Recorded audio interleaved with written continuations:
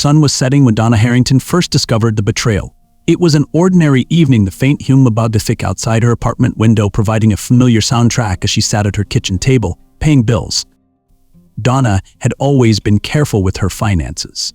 A 35-year-old marketing executive, she had built a life of independence and stability in a family that had, at times, demanded more from her than it gave in return. But as Donna scanned her bank statement, her heart began to race. A large, unfamiliar charge loomed at the bottom of the list, $127,500. The destination? A luxury travel agency specializing in bespoke European tours. Her mind spun. That was more than her annual salary, and she hadn't planned any vacations, let alone something that extravagant. Her hands trembled as she dialed the number of the agency listed on her credit card statement. The representative confirmed her worst fear: her credit card had been used to book an exclusive European trip for 3, set to depart in 2 weeks.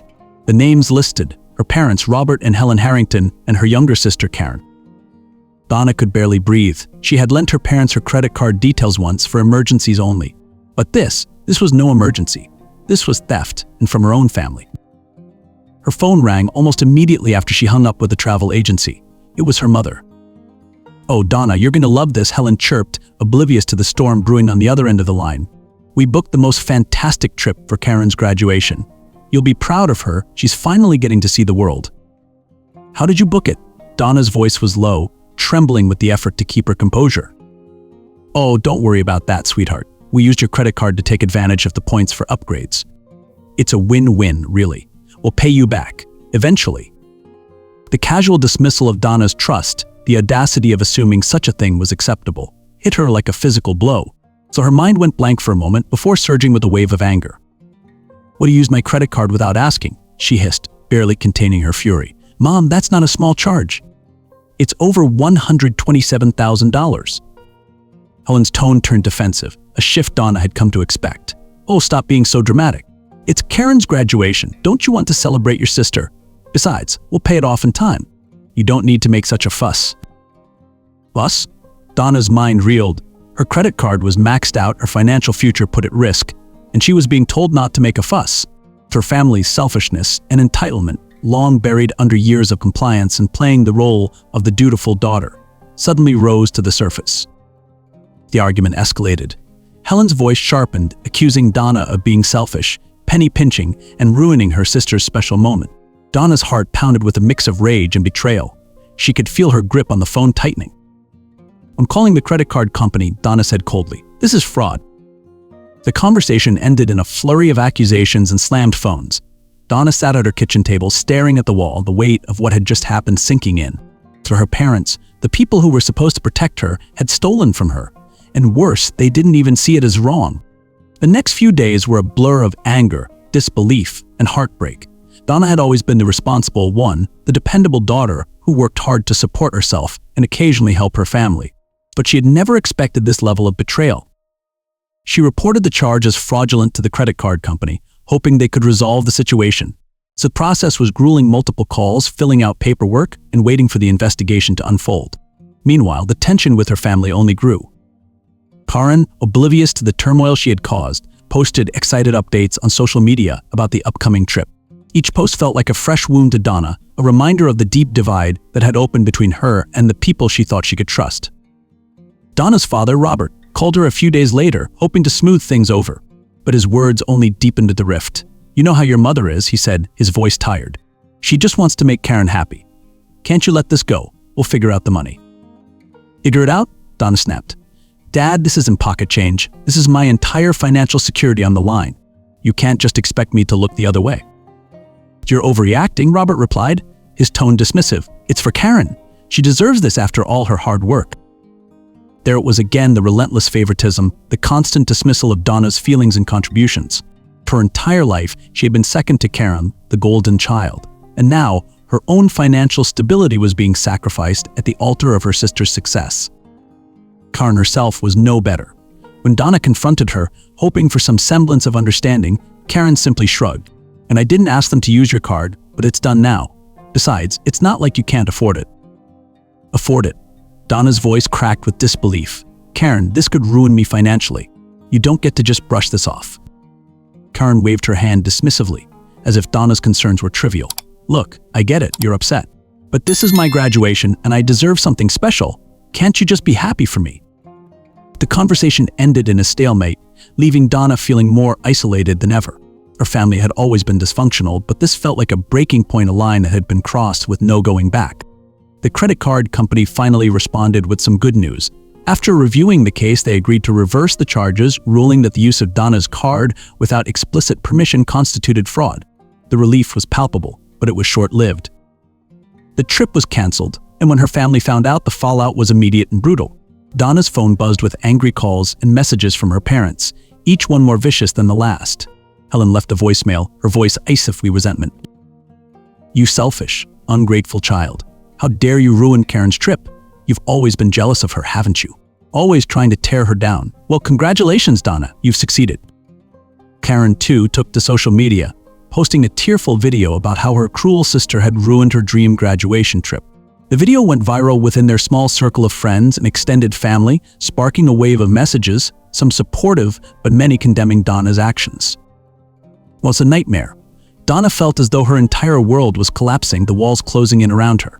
Even people she had considered close friends were turning against her, suggesting that maybe she should have just let her family have the trip, even if it meant accepting the financial hit. But Donna knew better. She wasn't going to be the victim of her family's manipulation anymore. It was time to take control of her own life, even if it meant cutting ties with the people who had raised her. Donna's aunt, Lydia, reached out to her a few weeks later. Lydia had always been something of an outsider in the family, someone Donna could talk to when things got tough. She was blunt, practical, and never sugar-coated the truth. "I'm sorry, sweetheart," Lydia said, her voice laced with sympathy, "but I'm not surprised. Your mother's been financially irresponsible for as long as I've known her. She's taken advantage of me a few times, too. It's just that you're the first one to push back." Anna sat in silence, absorbing her aunt's words. She had always suspected there was more to the story, but hearing it confirmed was still a shock. It wasn't just about the trip or the credit card, it was about a pattern of behavior that had been festering for years. "I don't let them guilt you," Lydia continued. "You have every right to protect yourself. If that means going no contact for a while, then so be it. You can't keep setting yourself on fire to keep them warm." The idea of cutting off her family felt impossible, but Donna knew it was the only way to protect herself. She had to break free from the toxic cycle of guilt, manipulation, and financial abuse that had defined so much of her relationship with her parents and sister. She started by changing all her passwords, freezing her credit, and closing the accounts her parents had access to. Then, with a heavy heart, she called her parents and told them she needed space. Helen's response was swift and venomous. "You're going to destroy this family," she spat. "You think you're better than us now? Just wait, you'll come crawling back when you realize what you've done." But Donna didn't waver. For the first time in her life, she felt a sense of control, of agency over her own destiny. It was terrifying, but it was also liberating. Weeks passed. Donna threw herself into work, into therapy, and into rebuilding her sense of self. The silence from her family was deafening at first, but she slowly began to find peace in the quiet. For the first time in years, she wasn't constantly waiting for the next crisis to erupt, the next demand to be made. Therapy helped her understand the patterns that had shaped her life: the favoritism, the guilt, the constant need to please others at her own expense. It was a painful process, but it was also healing. For so long, she had been defined by her family's expectations, by their demands. Now she was starting to define herself on her own terms. Then, one day, she received an unexpected call from her father. His voice was subdued, almost apologetic. "I've been thinking a lot about what happened," Robert said. "I don't agree with how things went down, but I miss you, Donna. And I think maybe we need to talk, really talk about what's been going on." It wasn't an apology, not yet, but it was a start. And for the first time since the ordeal began, Donna felt a flicker of hope that maybe, just maybe, there was a path forward. Donna hesitated before agreeing to meet her father. His voice had sounded sincere, but the wounds were still fresh, and she wasn't sure she could trust any olive branch extended by her family. However, after weeks of reflection and therapy, she felt strong enough to face him. She knew this conversation could either lead to a genuine reconciliation or expose deeper cracks in their relationship. Either way, she was ready to handle it on her terms. They met in a small cafe on the outskirts of town, far enough from familiar faces that Donna felt a little more at ease. Her father arrived before she did, sitting at a corner table with 2 cups of coffee already on the table, black, just the way Donna liked it. For a moment, the sight of him sitting there, looking a bit older and more worn than she remembered, tugged at her heart. So was the man who had taught her to ride a bike, who had bandaged her knees when she fell. Could he really have been complicit in something so hurtful? "Aye, Dad," Donna said softly as she sat down, her hands clasped tightly around the cup. "Aye, sweetheart," Robert replied, his voice a mix of relief and regret. He looked at her with a kind of sadness she hadn't seen before. It was as if he too was feeling the weight of all the years that had passed, of the mistakes he had made. "I'm really glad you came." There was a long silence before either of them spoke again. Finally, Robert cleared his throat. "Look, I know I haven't been the best father lately. Your mother and I, well, we've always had a lot of blind spots when it comes to you and Karen. I see that now, and I'm sorry. I should have stood up for you when it mattered." Donna's chest tightened at his words.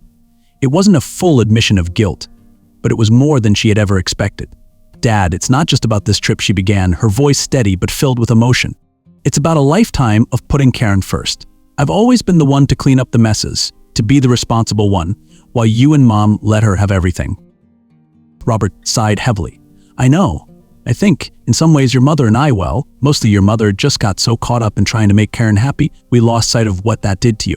But the truth is, we've always known you'd be okay. You were always so strong, so independent. And maybe we took advantage of that. But Donna, you have to understand your mother. She's always had a complicated relationship with money. It's something I've tried to manage, but I've failed." This was the first time Donna had ever heard her father acknowledge Helen's financial recklessness. It was as though he had cracked open a door she had never been allowed to peer through. "Aunt Lydia told me a bit about Mom's past," Donna said cautiously, "but I didn't realize how deep it went." Robert nodded, staring down at his cup. "Your mother's family never had much, and when she and I got married, I think she saw my stability as her way out of that. But that came with expectations. Over the years, she started spending to keep up appearances, to keep Karen happy, and I let her. It's no excuse, but that's the truth." Donna's anger softened just a fraction. "Dad, I get it. But you put me in a terrible position. You used me. And worse, you didn't think it was a big deal. That's what hurts the most." Robert leaned forward, his voice quieter now. "I know, Donna. I know. And I can't undo what we did. But I want to make it right, somehow, if you'll let me." There it was a glimmer of hope, a chance at healing. But Donna wasn't sure if she could trust it yet. "I don't know, Dad.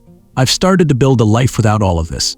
I don't want to go back to being the family fixer, the one who has to sacrifice everything." Robert nodded, his face lined with regret. "You don't have to be that person anymore. So I promise." They parted with a tentative understanding. Donna didn't leave the cafe feeling entirely at peace. But for the first time in months, she felt like there might be a future where she and her family could coexist in a healthier way. Despite the small steps toward reconciliation with her father, Donna knew the real reckoning would come when she faced her mother. Helen had been the architect of the family's dysfunction for years, manipulating finances, emotions, and relationships to suit her needs. And while Robert had apologized, Donna wasn't convinced Helen would. So a few days after her meeting with Robert, Donna received a letter from her mother. It was handwritten, something Helen hadn't done in years. The letter was short, but the tone was unmistakable, cold, unapologetic, and dripping with self-righteousness. "Donna, you've made it very clear where you stand, and I suppose I'll have to accept that. But you should know that you've hurt this family more than you realize. Karen's been devastated, and your father, well, he's tried to hold everything together. But you've made things worse. We've always tried to support you, and this is how you repay us. I won't ask for forgiveness, because clearly you're not willing to give it. But one day I hope you look back on this and realize how much damage you've done." Donna stared at the letter for a long time, her emotions a whirlwind of anger, sadness, and disbelief. Even now, after everything, her mother couldn't see the truth. She was still trying to manipulate Donna, to guilt her into submission. But it wouldn't work, not anymore. She didn't respond to the letter. Instead, she showed it to her therapist, who helped her work through the lingering feelings of guilt and responsibility. In therapy, Donna came to understand that she couldn't change her mother. Helen would likely never admit her faults or offer the apology Donna deserved. But that didn't mean Donna had to carry the burden of her mother's choices any longer. Months passed, and with them, the sharp edges of Donna's pain began to soften. She continued therapy, focusing on rebuilding her sense of self-worth and learning how to set boundaries. She still had little contact with her mother, but her relationship with her father slowly began to improve. They met for coffee every few weeks, talking more openly about the family dynamics that had shaped their lives. Karen, on the other hand, remained distant. Despite Donna's efforts to reach out, her sister was still bitter about the canceled trip. But Donna no longer felt the need to chase Karen's approval or mend fences that weren't ready to be mended. She had spent too much of her life trying to please others at her own expense. Now, she was focused on her own well-being. In one of her final therapy sessions, her therapist asked her a simple but profound question: what does healing look like to you? For Donna, healing wasn't about forgiveness or reconciliation, it was about freedom. Freedom from the guilt, the manipulation, the expectations that had weighed her down for so long. It was about learning to trust herself again, to build a life on her own terms. As summer approached, Donna decided to take a trip of her own. Not to Europe, but to a quiet cabin in the mountains where she could spend time reflecting on her journey. The air was crisp, the scent of pine trees filling her lungs as she stood on the porch of the cabin, looking out at the vast expanse of wilderness before her. For the first time in a long time, Donna felt at peace. She knew the road ahead would still have its challenges. Her family wasn't perfect, and neither was she. But she had found her strength, her voice, and her sense of self. Sitting on the porch, a cup of tea warming her hands, Donna allowed herself a rare moment of stillness. The silence wasn't lonely, it was comforting. It was the sound of healing, of boundaries being respected, of a life being rebuilt one step at a time. She smiled softly, knowing that she had come through the storm stronger than she had ever imagined. And whatever came next, she was ready. If this story resonated with you, don't forget to subscribe, give it a thumbs up, hit the bell, and drop a comment. Your feedback is greatly appreciated.